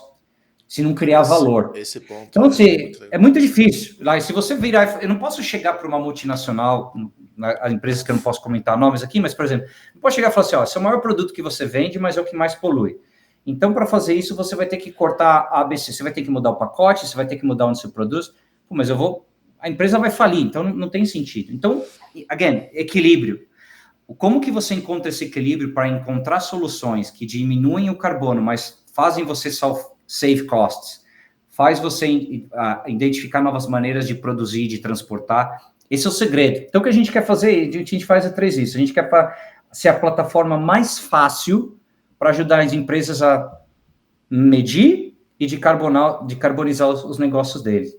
E a gente é muito especializado na parte de comida, food, agriculture, and beverage, e é a parte que eu gosto muito porque é muito associável, né, com o nosso dia a dia. Vou fazer uma pergunta, Felipe. Vai lá. Climate emergency, né? Hoje a gente só fala bastante disso, né? A quantidade de água que existe nesse mundo que nós habitamos, ela é a mesma, ela não aumenta ou diminui. A água disponível ela é a mesma, o que acontece é que ela transita dentro do ecossistema planetário. Agora mesmo, né? Acho que eu comentei isso num dos episódios, um iceberg desses grandão lá no meio do Alasca, lá da Antártica, se deslocou e está desmanchando. A preocupação de vocês é genuína, mas quantos players igual a Telescope tem voz hoje no mundo para fazer esse movimento? Porque eu falo isso porque nós enquanto geração, e eu me coloco nisso, não tanto nossos pais, mas nós enquanto geração falhamos em tomar decisões de sustentabilidade que são inteligentes, né? Principalmente a minha geração. A da minha filha, por exemplo, está com 13 anos, já tem um chip um pouco diferente, uma preocupação que vem na escola. Mas o quanto tem outros players no mundo, ou a Terrascope é um lobo solitário no sentido de ter uma abordagem para as empresas que faça sentido numa uma sustentabilidade real? Boa pergunta. Eu acho que, até antes de eu responder essa, Robertão, se você mencionou um negócio da água, que eu acho que é até importante, cara, para comentar algumas coisas com vocês, com alguns clientes que a gente trabalha e que a gente escuta. O negócio da água, em particular, é muito crítico, né? Vou dar 2 exemplos, eu respondo a sua pergunta.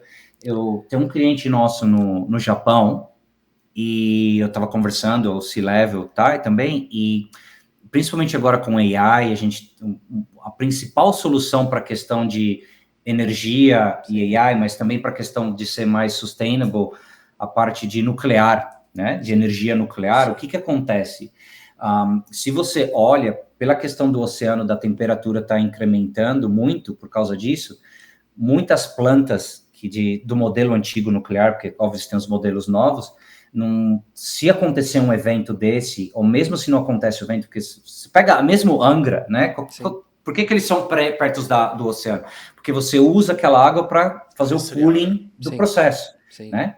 Então, o que acontece? Porque a temperatura do oceano continua incrementando, em alguns anos, a temperatura vai ser tão quente que você não vai conseguir fazer a refrigeração desses reatores. Né? Então, tem um impacto direto. Ou, num outro exemplo diferente, eu estava em Nova York, um dos principais gurus ou figuras na questão de sustentabilidade no momento é Alan Jope, da Unilever, former CEO da Unilever, e uma coisa que é muito comum nessas empresas, por exemplo, qual que é o impacto no seu P&L da sua empresa se você não tiver acesso à água? Sim. Né? Como é que você coloca isso no P&L? E é muito claro, para algumas empresas é muito claro. Se eu não tiver acesso à água, se eu não tiver acesso à água limpa, quanto que isso impacta em certos produtos que eu não vou poder produzir anymore? Então, essa parte da água e tal também tem muitas consequências. Mas, respondendo a sua pergunta, eu acho uma coisa também, Robertão, que eu percebi, eu aprendi também morando fora e trabalhando em muitas empresas, e eu acho que é muito arrogante qualquer pessoa em qualquer setor dizer que você é o único. Né? Eu acho que hoje a tecnologia, transformação digital, né? Porque, assim, tecnologia parece moda, né, cara? Eu lembro, cloud computing, não, digital transformation, não, blockchain, não, isso. Então, mas eu acho que não dá para dizer que você é o único. Tem muitas empresas, eu acho que as líderes hoje, você tem empresas nos Estados Unidos, o único unicórnio chama Watershed, que é uma empresa americana que tem muito investimento e tal, que é a principal, mas você tem empresas também, por exemplo, como a SAP, a Microsoft, ele tem as soluções dele, né? Eu acho que minha visão do mercado não é nada diferente do que aconteceu com os ERPs ou os CRMs do passado, né? Então você tem uma explosão de plataformas, quando aquilo explode, como o AI hoje, né? Sim. Aí você entra no momento do mercado que você tem consolidação, né? Aquisições de empresa, e aí você tem aquele modelo, aquisições e empresas começam a se especializar. Perfeito. Né? É isso, não é muito diferente, eu falo isso para todas as pessoas, esse ciclo de consolidação e especialização em tech, seja qual for o setor, ele sempre vai acontecer, talvez em ciclos menores ou maiores, mas sempre acontece. Então, o que a gente tenta ser único é nessa questão que a gente é muito especializado, porque a gente tem 10 anos de background na questão da cadeia de valor de food and agriculture. Né? Então, a gente consegue ser muito mais específico. Eu tive no Gartner em outubro, lá em Orlando, e eu saí de lá impactado com alguns temas, né? Em especial do uso de água para refrigerar data centers no mundo. Então, hoje tem cerca de uma demanda de 4.800 data centers sendo construídos ou a serem construídos no mundo para suportar AI e o que está vindo de GPU e NPU. Aí o consumo de água para esses data centers, água que seria para beber ou para sobrevivência humana, está sendo deslocado por uma outra finalidade. Por outro lado, não tem empresa... Vamos pesar a mão, não tem empresa no mundo que não esteja usando algum tipo de AI. E aí, eu vou trazer um pouco da minha experiência recente, né, de atuação em conselho de administração. A gente, por vezes, ouve falar de greenwashing. Ou seja, a empresa se veste de uma roupa de ser verde, sustentável, mas a partir do momento que você está usando um prompt de AI, de certa forma, você está mandando um recado de que você está consumindo água, energia num data center ao redor do mundo. Pesado isso, né? Porque não vai ter volta isso. Dificilmente as pessoas vão botar a mão na consciência e buscar rapidamente uma abordagem de não construir 4.800 data centers ou não usar água ou outra tecnologia para refrigerar o que precisa. Ponto excelente, Robertão. Uma coisa, eu volto na questão do equilíbrio, né? Mas o que acontece, né? Eu, como você, como vocês here, eu acredito que a gente fundamentalmente acredita que tecnologia, se for utilizada bem, vai ajudar. Perfeito. Né? Acho que isso a gente tem que concordar, mas tem exemplos. A questão de energia, por exemplo, não tem retorno. A questão de como que a gente vai mudar para outros modelos de energia não tem retorno. Então, vou te dar um exemplo. Tem um cliente nosso que ele faz, né? E aí, esses são os exemplos que eu gosto muito, porque cuidando do planeta, mas gerando valor. Então, o que ele faz? Ele tem uma máquina, né? Ele tem basicamente um software e uma máquina. Que ele faz? O cliente dele são qualquer empresa que usa bateria, suas Teslas, sim, qualquer empresa que usa uma bateria. Então, o que ele desenvolveu? Ele desenvolveu um hardware e tem também um software que ajuda o quê? Todas essas empresas que usam bateria, uma Tesla, por exemplo, eles têm um laboratório. Né? Então, antes de ir para o carro e tal, eles têm que testar a bateria e tal, não sei o quê. Ele desenvolveu um equipamento que ele vende para esses laboratórios e o uso de energia para o laboratório é 2 vezes menor do que você tem que puxar do grid para testar a bateria. Uau. Então, se você precisa de 2.000 kilowatts, por exemplo, você precisa da metade disso para fazer o mesmo tipo de teste. Então, são esses cenários que a gente quer ver, são esses cenários que a gente precisa ver mais. Então, como é que você alinha salvando energia, que consequentemente você salva carbono, mas também você salva custo, né? Porque você está utilizando menos energia. Então, eu acredito que as empresas que vão vencer no futuro nesse setor não pode ser só porque greenwashing ou marketing, filosofia, mas assim, como é que você alinha com o negócio, com valor? Porque se você está salvando carbono e estou salvando custo, por exemplo, não tem discussão. Tem que estar dentro da cadeia. Se você tiver qualquer abordagem, pelo menos só de leitor, né, assim, de acompanhar e um pouco de se pudesse dar algum conselho para alguém, né, alguma empresa. Se você toma essa abordagem como uma questão que está externa à sua cadeia, isso para mim é oportunismo. Sim. Pronto. Aí você usou essa palavra bonita aí que vocês gostam aí, greenwash. Isso é oportunismo, cara. Tipo, destrói o valor da marca para mim. Agora o truque é como é que faz, eu acho que é o que ele está apresentando, né? Para que você tome ações que estejam intrínsecas dentro da sua cadeia. Sim. Aí é outro game, né? E vai ter limitador, obviamente, né? Mas aí também tem evolução, né? Eu acho que a gente... Se você perguntar pro Elon Musk esse problema que você colocou antes, ele vai falar, pô, já tem um Starlink lá em cima, tem energia... Convida, convida, Não, ouve essa, o cara já tem um Starlink, certo? Vamos trazer ele aqui semana que vem. Aí ele mete já tem energia solar do painel. É só ligar o computador, meu. Eu ainda tenho para mim... Já tá refrigerado lá. Eu tenho para mim que a gente tá muito... É muito próximo, porque a gente fala de 5, 10 anos, é pouco tempo na história do mundo, mas de um ponto de não retorno, tá? De realmente a conta começar a dobrar o problema. Mas, Filipão, olhando aqui, quando a gente fala do Brasil, 8% da água potável do mundo dizem que estão por aqui, né? Quando a gente fala de biocombustível, nós somos líderes mundiais de biocombustível. Quando a gente fala de energia solar e eólica, ainda é uma mola pressionada e a gente não explora tudo que tem nesse mercado. Mas a gente tem um terreno muito fértil para ser exemplo no mundo a fazer isso, a despeito de qualquer governo que esteja no comando do Brasil. Enfim, acho que até tem que vir muito mais do capital privado, um estímulo a fazer isso. Mas a gente tem o recurso natural que falta no mundo, ele está bem concentrado aqui. O Brasil está no radar da Terrascope? Boa pergunta. Né, você até comentou do Brasil e da questão do biocombustível, né? Uma coisa que me deixa preocupado, né? Não é só no Brasil na questão do biocombustível, né? Só, em parênteses, eu falo do Brasil. Se você pensa, uma coisa que se fala muito até para a questão de aviação é a questão do combustível sustentável, né? Mas pensa nos impactos disso, né? Então, imagina se hoje você tem uma grande área que você está utilizando hoje para comida, alimentação, se vão te pagar mais para usar essa área para fazer Sustainable Aviation Fuel. Sim. imagina o impacto disso, né? Então, é tão complicado a questão de sustentabilidade, porque é por isso que eu falo que qualquer decisão que você tomar é o triple constraint, né? Você vai tocar alguma coisa, você vai afetar outra. Então, é um problema muito, muito complicado. Em questão do Brasil, Robertão, a gente tenta ser... 3 razões por que a gente não foca no Brasil. Até tentei alguns cenários, tá? A primeira razão é a questão do idioma.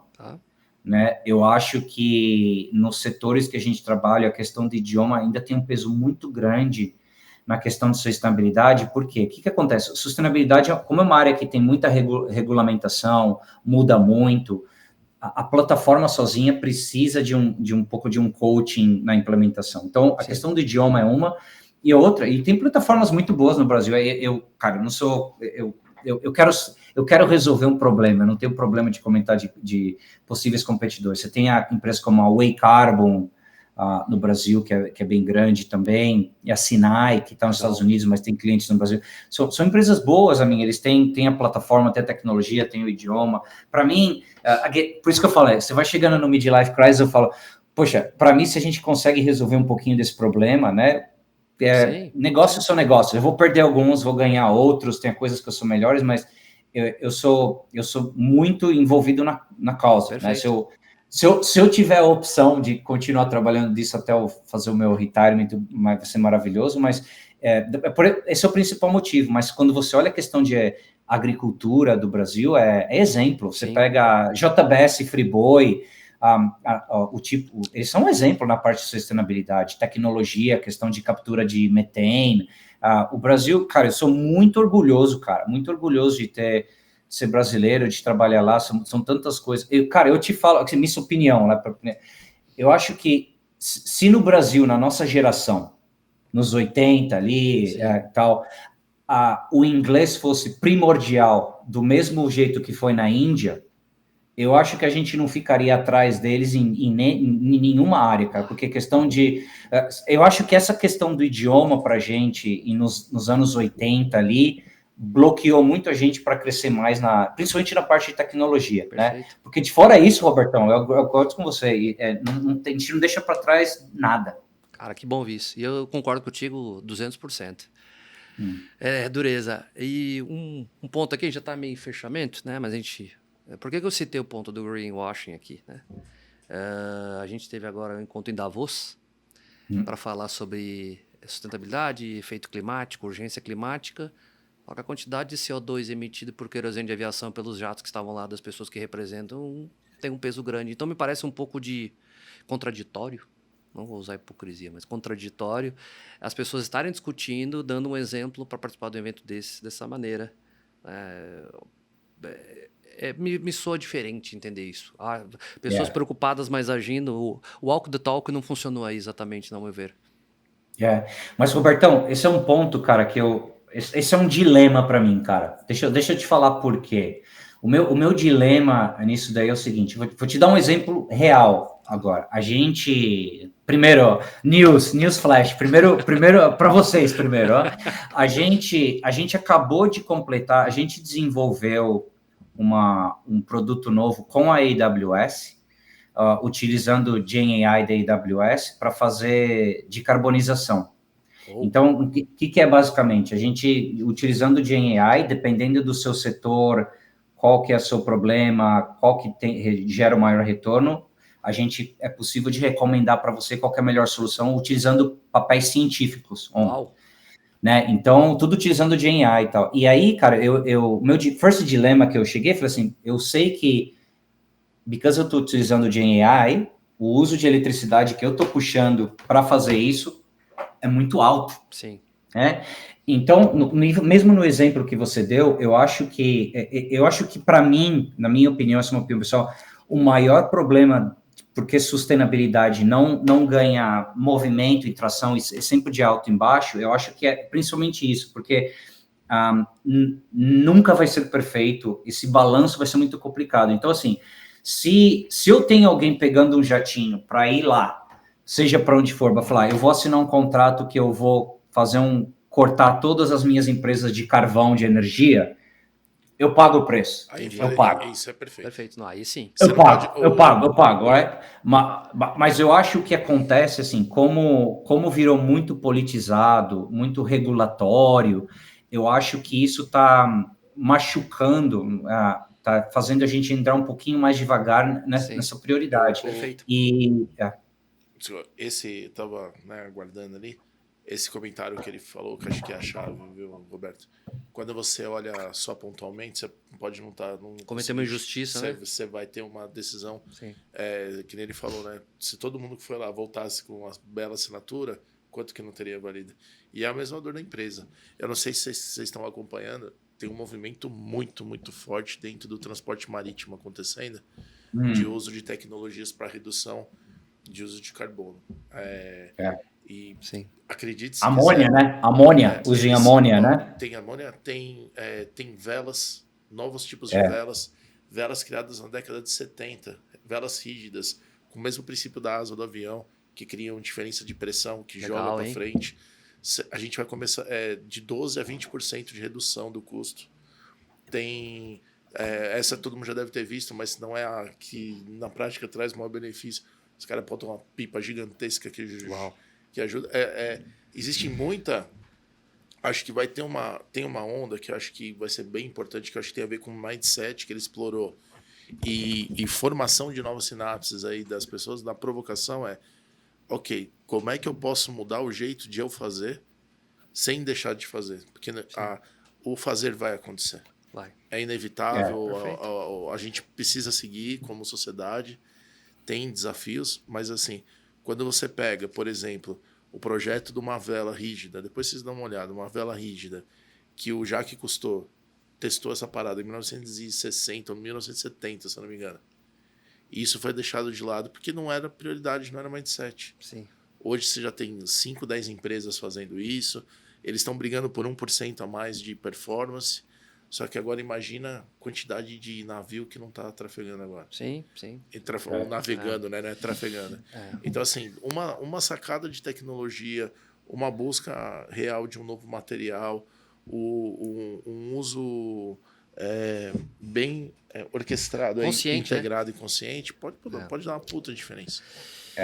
Mas isso tem mudanças tão estruturais, né? Porque assim, nenhum produto, seja qual for o setor, todas as gerações que a gente nunca desenvolveu coisas pensando em circularidade. Sim. Isso é o princípio. A gente sempre desenvolveu things pensando em abundância, né? Então eu vou desenvolver isso aqui, eu não sei o que vai acontecer quando isso for pro lixo, etc. Não sei, eu vou desenvolver. E você até falou disso, da questão de energia. Tem essa empresa sensacional, é um cliente nosso, isso eu posso comentar. Eles são top 1 ou 2 do Time Magazine, de empresas mais inovadoras da Time Magazine. Chama Omnium. Eles fazem green hydrogen. Né? Então, o que é o green hydrogen? É o hidrogênio verde. Sim. Eles usam energia como eólica e tudo, e eles fazem o processo de produzir energia com hidrogênio renovável. Então é sensacional, porque o que eles fazem? Eles têm as máquinas dele, você coloca na sua fábrica, e é de novo aquele exemplo, né? Então você está salvando carbono, você está ajudando o planeta, mas você está baixando o custo. Então, o que a gente precisa ver é mais disso, mas fundamentalmente, né? Se você está na universidade, a gente nunca aprendeu... por que quando eu desenho um produto eu tenho que pensar o que vai acontecer quando vai para o lixo ou para onde vai, se vai pro... fundamentalmente é uma mudança muito grande, vai demorar tempos para a gente fazer isso. Tem um ecossistema que acho que imagino que no mundo inteiro, se não é igual, pelo menos a dor existe. Aqui no Brasil, essa questão de sustentabilidade em modelo cíclico, o lance das baterias de carro, não dos carros elétricos, mas a bateria típica, aquela bateria Moura e coisas do tipo, assim. Não sei se vocês sabem, o aproveitamento é quase 100% de reciclagem. Não sabia. Por exemplo, você já viu que quando você acaba a bateria, eu vejo o carinha lá da Porto Seguro ou da sua seguradora, ele fala, eu já tenho aqui a bateria e tal, não sei o quê. Quando ele deixa a outra, já tem um processo que a fabricante já pega e já reabilita aquilo. Então, o reuso da carcaça, até mesmo do fluido, caso não tenha vazado, alguma coisa assim, já faz parte do processo de produção. Então, é um insumo já conhecido. Sim. Então, quando você vai ver o nível de reutilização disso, é sério, chega perto a 100%. Legal. Então, desde quando? Cara, tem pelo menos 20 anos que isso está acontecendo. Eu não sabia. Então, assim, posso dar um exemplo que eu acho que, enfim, a gente vai entrar numa seara que eu acho que é um pouco além da questão, tem a ver com mindset. Né? Por exemplo, a BYD é conhecida pela bateria, a Tesla tem a bateria e tal, não sei o que é a bateria. Pô, vou fazer uma analogia e depois eu volto no tema. Até 2 anos atrás, a merda do plug lá da Apple era um e da Samsung era outro. Por qual propósito, cara? Qual é a patente? Qual é a grande diferença de resultado do produto de ter os dois, o USB Type-C? Interesse comercial. Então, mas olha só, a Samsung, eu não estou fazendo propaganda, mas a Samsung segue os padrões de Standard I3E lá da engenharia desde sempre. A Apple, não, vou fazer um negócio diferente aqui porque o meu é diferente. Qual que é o impacto só para a construção daquilo? Para você ter um produto diferente. Então, pô, é legal, é diferente, mas está fazendo sentido? Para mim é burrice. É totalmente burrice isso. Então, olha um exemplo, eu estou falando do cabo. Bom ponto. Agora, vamos trazer para coisa moderna. Então, mundo fala, a bateria, tem uma bateria que não sei o quê. Aí, assim, ó, tô aqui com o meu celular, né? Nesse caso, uma pergunta, né? Uma pergunta. Acho que a bateria dura e tal. Acho que tem até questões até de proteção para não descartar em qualquer lugar. Mas vamos imaginar que, como no passado, que a bateria era desplugável. Sim. O Motorola, eu me lembro, Motorola. Era o que tinha lá a bateria. Ou todas as ferramentas elétricas do marceneiro é assim. Sim. Por que a bateria de um carro não serve por um modelo de um plug universal, onde você consegue tirar e substituir? Bom ponto, cara. Nossa. Entendeu? Aí você olha lá no Japão, no Japão não, na China, tem uma empresa que está bombando, que ela tem um posto de bateria. Você entra para o carro olha embaixo, vê, desconecta, põe a sua bateria. E aí você não tem mais o problema de ter a posse da bateria. Você tem o uso da bateria. Ou seja, aí a gente entra em outro negócio que ele deve estar trabalhando, que é a propriedade versus o uso. Se todo mundo quer ter a propriedade da bateria, o que vai acontecer? Lascou. Dançamos, cara. Agora, se você fizer um sharing interessante e se você criar isso num modelo de negócio, porque essa teoria de compartilhar a bateria é legal, né? Mas vamos chamar de o maluco beleza da tecnologia, né? Mas é esse tipo de cenário que vocês trabalham aí? É isso? A gente trabalha com várias empresas e tal, mas... Desculpa te interromper, é porque eu tenho insônia. Eu tenho insônia. Aí, às vezes, às 3 horas da manhã eu acordo. Não tenho insônia, é assim. Se eu acordar, eu não durmo mais. Aí eu fico vendo esses vídeos, eu sei um monte de coisa. Mas esses são exemplos perfeitos. E tem muitos casos. Basicamente, o que a gente faz? A gente, as empresas, a medir o carbono deles, o que você tem que fazer para diminuir e como alinhar quanto custa versus o retorno, né? Então, isso que a nossa plataforma faz. Mas outra coisa para contar para vocês, caso real também, tem muita questão nossa do consumidor também. Então, exemplo real, tem uma empresa de energético conhecida até que a gente trabalha, e quando a gente trabalhou com eles e tal, quando você olhava, falava assim, poxa, o principal fator para você de diminuir o carbono é a questão da embalagem, né? Então, tem lá a questão da latinha, tal, não sei o quê. E aí, eles fizeram um piloto. Falou, beleza, deixa eu mudar para o plástico, né? Deixa eu mudar para um outro modelo, porque tem muito mito também do plástico versus o vidro, mas na realidade, o plástico, se ele for reciclável, é melhor do que de vidro. Né? Então, tem muito mito também. Aí, o que acontece? Eles fizeram esse treinamento, ok, beleza, vamos diminuir o carbono.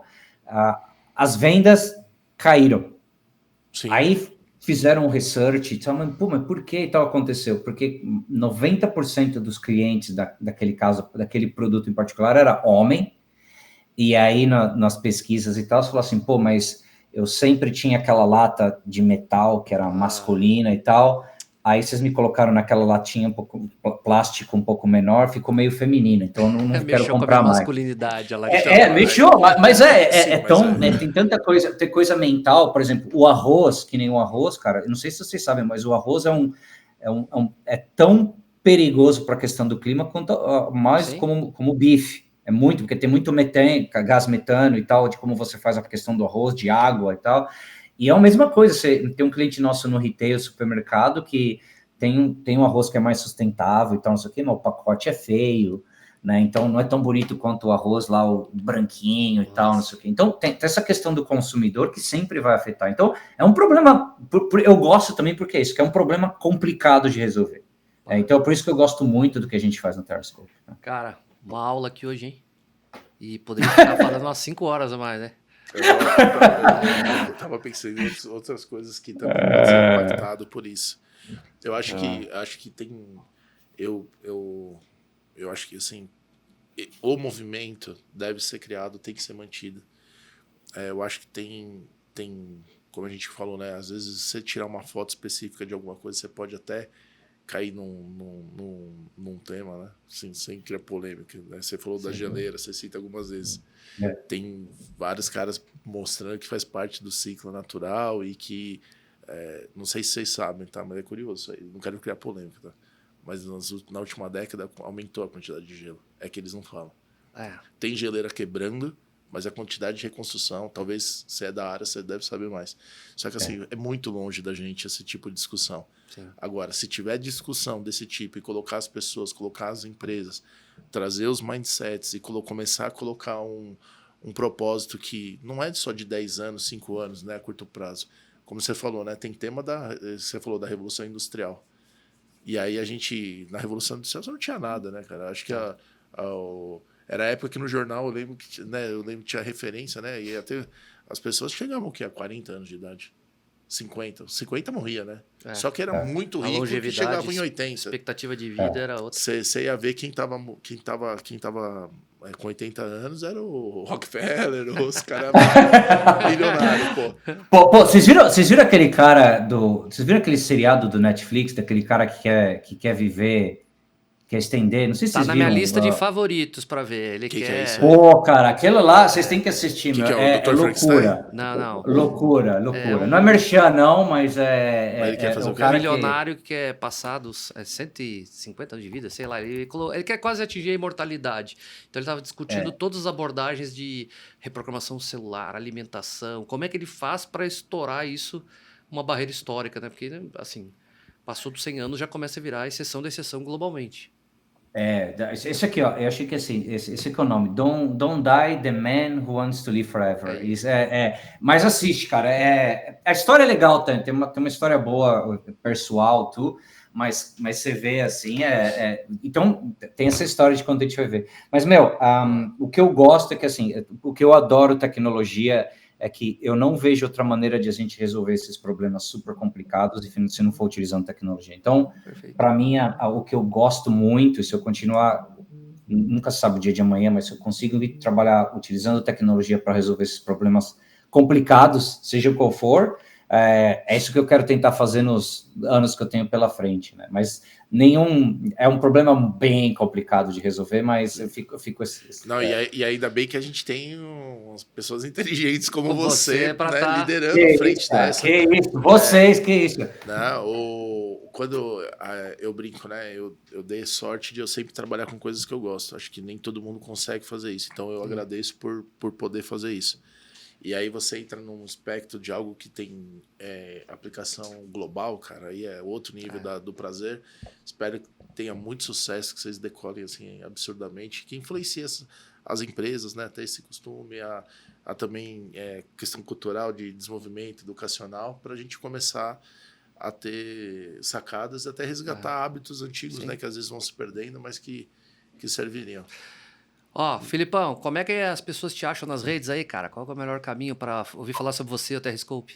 Como me acho, cara? Puta, Robertão, Você não tá no TikTok, né? Não tô, cara, eu sou old school, eu não tenho nem Instagram, cara. Eu não tenho nem Instagram. Tem algumas coisas que eu sou old school, cara. Por exemplo, minha esposa... Cara, vou te falar um negócio que minha esposa e eu, para vocês dois, a gente é muito peculiar. Quando... Eu tenho um amigo brasileiro nos Estados Unidos, um amigo meu. Ele é dele é aquele estilo, quando eu chamo ele para jantar, ele e a esposa, metade eles estão tirando foto da comida, do prato e tal. Se você... Eu não tenho Instagram, não, eu sou bem ativo no LinkedIn, eu gosto de compartilhar coisas lá que são de negócio, recomendações e tal. Eu sou bem ativo lá e tal. Eu sou até top voice, né, desde o ano passado na parte de Green e IT. Então, me encontra lá aí na Terrascope, típico www.terrascope. Mas qualquer pessoa interessada na questão de decarbonização, questão de carbon management, sempre aberto para conversar e tal, porque o problema... Isso é outra coisa que eu acho bem legal na comunidade de sustentabilidade. É muito comum do pessoal compartilhar. Eu diria que 90% dos meus clientes, quando eu falo para eles, poxa, você pode compartilhar coisas que você está fazendo para melhorar, eles são muito abertos para fazer isso. Então, acho que, no geral, as pessoas que trabalham com isso, tem sempre exceções, como tudo na vida, mas eu diria que 80% ali, eles são sempre muito abertos. Às vezes, ou mando e-mail para você, Robertão. Boa. Cara, o lance dele aí mesmo, manda e-mail. Filipão, cara, não tem palavras... Fantástico, um episódio muito bom gravado hoje. Eu curti, acho que... Legal demais. Obrigado pelo teu tempo, pela história de carreira, vida longa Terrascope e parabéns pelo trabalho que você vem fazendo aí. Isso aí, e chama nós para ir em Singapura aí. Não, tá convidadíssimo. Sem brincadeira. Quem não gosta, né? Passou por aqui, churrasco aqui na sacada, Catena Zapata, vinhozinho aqui, a gente faz. Eu tô bom no churrasco, cara. Eu melhorei muito. Faço até o modelo japonês aqui no carvãozinho japonês também. Louco. Profissional aqui. Ele tá falando que ele tá comendo wagyu, né? Mas, brigadão. Foi muito legal quando vocês precisaram. De verdade, foi a primeira vez. Nunca fiz nenhum podcast, principalmente pelo Robertão, mas o papo foi bom. É que nem você falou, cara. Dá para a gente continuar falando aqui muitas horas. E obrigado, sucesso para vocês aí no que precisar. E obrigado pelo convite. E agradeço muito aí. E, again, faça a sua parte aí também. Não desperdice comida. Ensina os seus filhos aí. Conserve energia. Não deixe a água passando, tudo que você fizer, qualquer ação, vale a pena, cara, para te deixar para nossas futuras gerações. Excelente. É isso aí, isso tem que ser uma estratégia, um propósito, não um projeto, né? Boa. Tem que ser contínuo. Bora pro fechamento aí, cara. Valeu, galera. Agora, senhores, obrigado. Prazer sempre. Até mais. Valeu, gente. Tamo junto. Obrigado, viu? Tchau. Valeu, Tchau, galera. Esse episódio aí recheado de dicas aí de sustentabilidade, como utilizar essas estratégias e o mindset para impactar o negócio e, por consequência, também impactar a vida da sociedade como um todo, para a gente cuidar do planeta do jeito que merece e continuar evoluindo, né? Ter essa dualidade aí. Valeu, galera. Se cuida aí.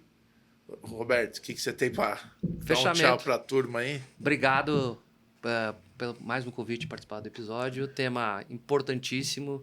É muito bom estar aqui contigo, cara. Tá, tamo junto. Agora eu vou sair com a cabeça fervendo aqui. Vamos, então, velho. Valeu, viu? Oportunidades existem em todas as dimensões, né? Vamos ver o que vem pela frente. Até a próxima aí, gente. Valeu, tchau, obrigado. Tchau, galera. Valeu. Falou. Tchau.